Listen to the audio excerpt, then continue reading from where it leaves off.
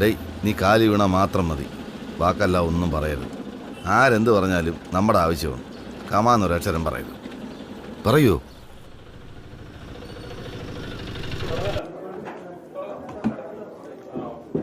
അപ്പോ ശ്രദ്ധിക്കുക, കലാപരിപാടികൾ തുടങ്ങാൻ ആരംഭിക്കാൻ.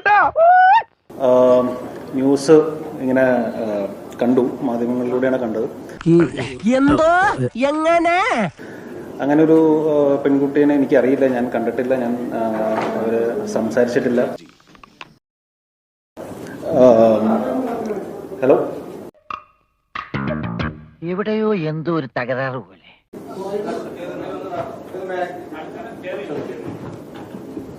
നീ ഇങ്ങോട്ട് പോണോ? ഫർണിച്ചർ എടുത്തു വെക്കാൻ സഹായിക്കും. ഓക്കെ. അപ്പൊ ഇത് ഒരു ബേസ്ലെസ് ആയിട്ടുള്ള ഒരു അലിഗേഷനാണ്. അറിഞ്ഞില്ല, ഇത് ഞാൻ അറിഞ്ഞില്ല. അപ്പോൾ മാധ്യമങ്ങൾ ഇങ്ങനെ വളരെ ഫ്ലാഷ് ന്യൂസ് ആയിട്ടൊക്കെ വരുമ്പോൾ അത് നമ്മളെ പല രീതിയിലൊക്കെ എഫക്ട് ചെയ്യുന്നുണ്ട്. നമുക്കും ഫാമിലിയൊക്കെ ഉള്ളതാണല്ലോ. ഒന്ന് എണ്ണം എടുത്തോട്ടെ. 1 2 3 4 5 ഒരെണ്ണം തേടി. അപ്പോൾ നിങ്ങളിങ്ങനെ ന്യൂസ് ഇടുന്നതുകൊണ്ട് കുഴപ്പമില്ല, പക്ഷെ അതിൻ്റെ ഒരു ബേസെങ്കിലും ഒന്ന് അന്വേഷിച്ചിട്ട് നിങ്ങൾ ഇത്തരം ന്യൂസുകളിലേക്ക് പോയാൽ നല്ലതാണെന്നൊരു അഭിപ്രായമുണ്ട്. പിന്നെ ഇത് ഞാൻ ഇന്ന് തന്നെ ഇത് വിളിച്ചതിന്റെ റീസൺ, ഇത് ഇങ്ങനെ വലിച്ചു കിട്ടേണ്ട ആവശ്യമില്ലെന്ന് എനിക്ക് തോന്നിയത്. വെറുതെ വിളിച്ചത് എന്തിനാണെന്ന് അറിയണമെങ്കിൽ ഈ രണ്ടാമത്തെ ഫയൽ, അതായത് ഇതിലെ വീഡിയോ കോൾ റെക്കോർഡിംഗ്, അത് എനിക്ക് ഇവിടെ ഓടി വിളിക്കേണ്ട കാര്യമൊന്നുമില്ല. ഒറ്റയ്ക്ക് വഴിവെട്ടി വന്നവനാണ് ഞാൻ. ഒറ്റയ്ക്ക് വന്നവരെ കളിയാക്കുന്നോളാ പാട്ടികളെ. വിക്സ് ഗുളിക കഴിക്കൂ. കിച്കിച്ചിൽ നിന്നും വലിയ ആശ്വാസം നേടൂ. പുതിയ വലിയ ഗുളിക ഡബിൾ പവർ.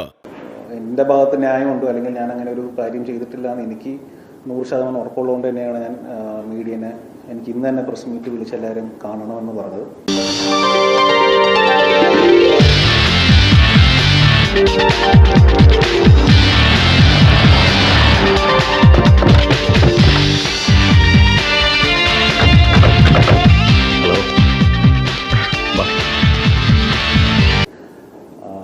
അതിൽ ഒരു സത്യമായിട്ടുള്ള കാര്യമല്ല, പക്ഷേ ഇത് ഞാൻ അറിഞ്ഞത് FIR രജിസ്റ്റർ ചെയ്തു എന്നാണ്. അപ്പോൾ FIR രജിസ്റ്റർ ചെയ്തൊരു കേസ് നിയമത്തിന്റെ വഴിയിലാണ് പോവുള്ളൂ.